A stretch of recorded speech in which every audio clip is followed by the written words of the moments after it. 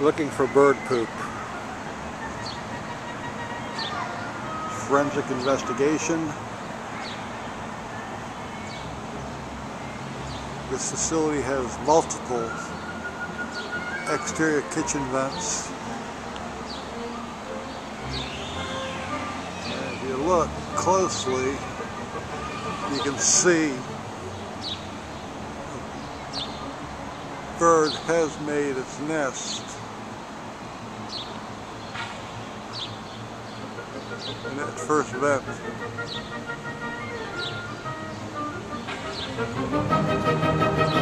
The second vent seems to be cleared. There also appears to be a nest up in the upper floor.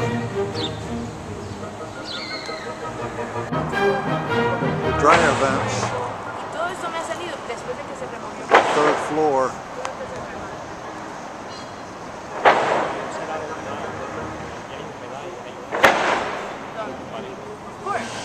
Absolutely has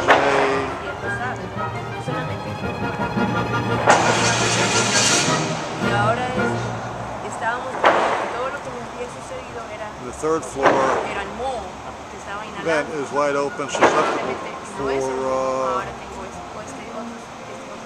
birds.